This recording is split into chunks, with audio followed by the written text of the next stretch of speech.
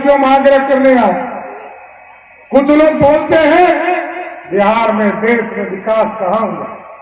याद कीजिए 2014 को साथियों, आपने यहां से भी एनडीए के प्रत्याशी को जिताकर भेजा और आपको याद करना होगा, मोदी जी ने कहा हम गांव गांव बिजली पहुंचाने का काम करेंगे। गांव गांव बिजली पहुंचाने का काम किया मोदी जी और नीतीश कुमार जी का गठबंधन 2017 में हुआ साथियों। मोदी और नीतीश ने कहा घर घर तक बिजली पहुंचाने का काम करेंगे और अब मोदी जी ने कहा है, इस देश के गरीबों कान खोल के सुन लो, मोदी जी ने कहा है 24 में वोट करो, अब गरीबों के बिजली बिल को सोलर युक्त करते हुए बिजली बिल को ही जीरो करने का काम मोदी और नीतीश कुमार की सरकार करेगी। ये है विकास साथियों, सौम्य विकास का सपना इस देश के गरीबों ने देखा। 25 करोड़ लोगों को आपने देखा कैसे गरीबी रेखा से बाहर निकालने का काम मोदी की सरकार ने किया। और देश में 1947 से लेकर 2014 तक लगभग 3.5 करोड़ 68 लाख लोगों को पक्का मकान मिला साथियों। लेकिन मोदी जी के 10 साल के में 4 करोड़ 21 लाख पक्के मकान बने हैं। और आज हम आपको गारंटी दे रहे हैं नीतीश कुमार जी की तरफ से 2025 में फिर से चुनाव होगा, हमारे उम्मीदवार आपके बीच में होंगे। राम प्रवेश जी के लिए बीच में भी हम और मंगल जी आए थे यहाँ वोट मांगने के लिए, आगे भी वोट मांगेंगे। आपको स्वस्थ करते हैं, पक्का मकान जिस भी गरीब का छूट गया है हम आश्वस्त करते हैं एनडीए के सभी साथियों को कि आप जाइए गांव गांव बताइए 2025 के चुनाव में जब आएंगे एक भी गरीब बिहार में नहीं बचेगा जिसका पक्का मकान शुरू नहीं होगा। सबको शुरू करने का काम करेंगे। इसलिए साथियों आग्रह करने जिस तरह आप टेंट में बैठे हैं, कभी बारिश में चिलचिलाती धूप में, इसी तरह 450 वर्षों से प्रभु श्री राम इंतजार कर रहे थे। कोई भगरत आए हमको भी टेंट से निकाल कर भव्य राम मंदिर में ले जाए। जैसे ही 2019 में आपने यहां से आलोक सुमन जी को चुनाव जिताया साथियों, मोदी जी ने 2020 में अयोध्या में भव्य राम मंदिर बनवाना शुरू कर दिया और आज पूरा हो गया साथियों। आप तो सबसे नजदीक है, गोपालगंज के लोगों का सौभाग्य है, बिहार के सबसे करीब रहने वाला कोई अयोध्या के करीब है तो वो गोपालगंज की जनता है।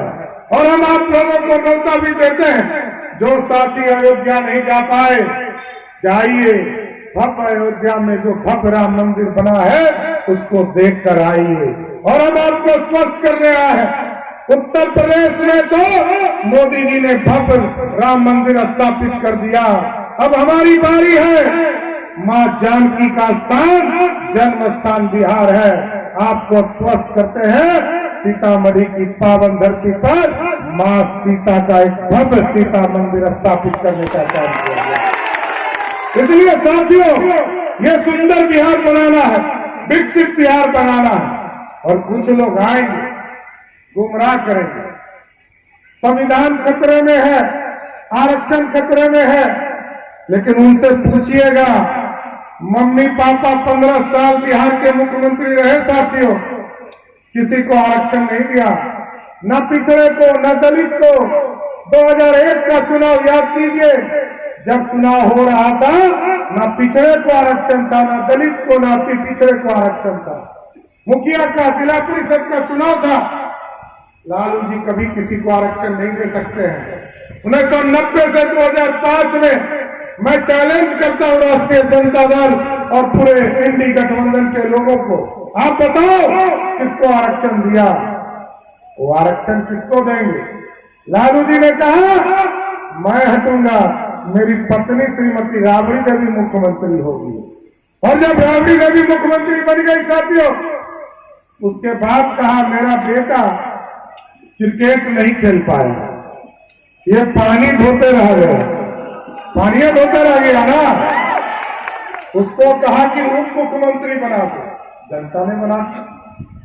फिर कहा इसी सारण की बगल की बेटी जिस पर अत्याचार करने का काम लालू प्रसाद के परिवार ने किया, उसके पति को, अपने लालू के बेटे को मंत्री बना दिया।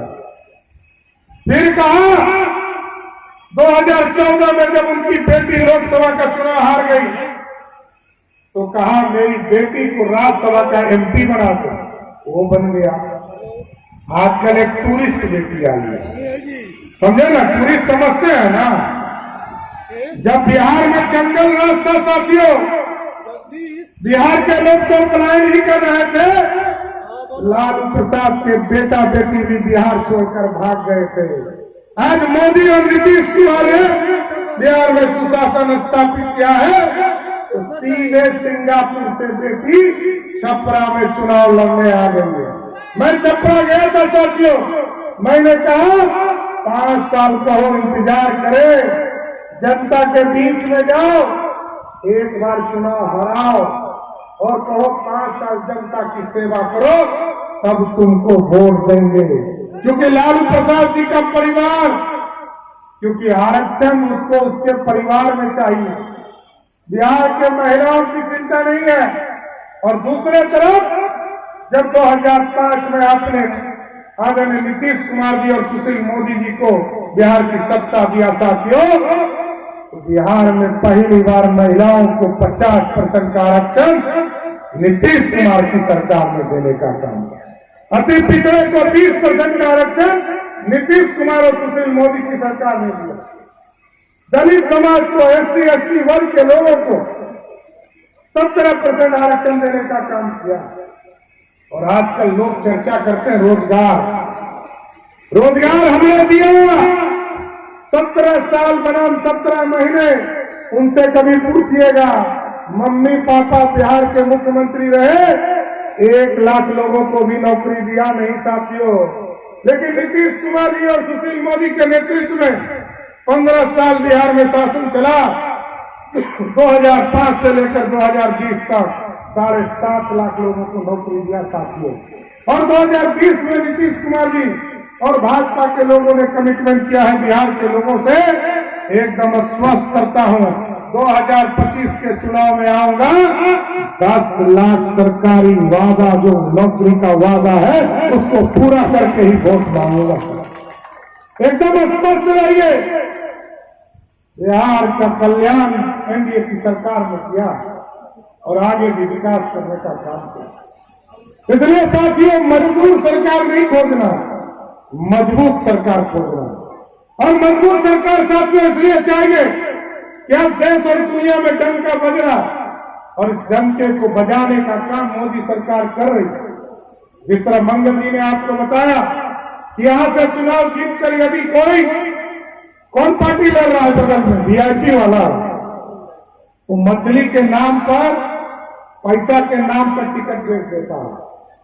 हम लोगों को भी मांग रहा था कि 2-3 सीट दे दीजिए, तो हमने कहा बेचने नहीं देंगे, तो भाग गया हम लोग का गठबंधन छोड़। लेकिन साथियों, मैं कहना चाहता हूं, ये जो इंडी गठबंधन से लोग जीत कर जाएंगे, तो उनको भी नहीं पता है कि प्रधानमंत्री कौन होगा, उनके नेता को भी नहीं पता है कि प्रधानमंत्री कौन होगा, तेजस्वी यादव को भी नहीं पता है कि देश का प्रधानमंत्री कौन होगा। लेकिन आलोक सुमन जी को जिताकर भेजिएगा तो एक मजबूत नेता नरेंद्र मोदी देश का प्रधानमंत्री होगा, स्वस्थ करना। और साथियों, इसलिए मजबूत सरकार चाहिए कि दुनिया में, याद कीजिए, रशिया और यूक्रेन का लड़ाई हो रहा था, कोई साथी, याद कीजिए, लाखों बिहार के बच्चे, देश के बच्चे फंस गए। बच्चों फोन करके पूछ रहे थे, ईमेल कर रहे थे कि मोदी जी, भारत के बच्चे फंस गए हैं, हम लोग को निकालिए। मोदी जी ने फोन किया पुतिन जी को, रशिया के राष्ट्रपति को, कहा युद्ध रोको, भारत के बच्चे फंस गए हैं। पुतिन जी ने युद्ध रोक दिया। और युद्ध जब पुतिन जी ने रोक दिया, पुतिन जी ने पूछा मोदी जी से कि भारत के बच्चे को पहचानेंगे कैसे? मोदी जी ने कहा जिस बच्चे के हाथ में तिरंगा होगा वही भारत का बच्चा होगा। ये है भारत का शान साथी। अब भारत बढ़ रहा, भारत दुनिया में डंका बज रहा, और दुनिया में डंका बज रहा है तो आपके साथ आपकी ताकत की जरूरत है, आपके वोट की जरूरत है। इसलिए गोपालगंज के लोगों से आग्रह करूंगा, निवेदन करूंगा, एक एक वोट दीजिएगा ना, पक्का दीजिएगा। तो सब लोग हाथ उठा के बताइए, बोलिए भारत माता की जय, जय श्री राम। आप लोग बोलिए तो लोग सुमन जी को माला पहनाए, पक्का पहनावे कि नहीं पहनावे? थोड़ा सुस्ती झलक रहा है क्या?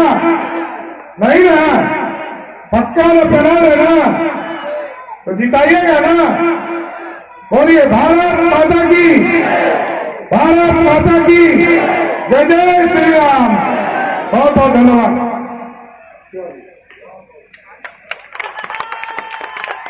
हमारे दोनों नेता हम सभी के लोकप्रिय उम्मीदवार को माला, विजयी माला पहना कर आशीर्वाद देते हुए हमें अंत में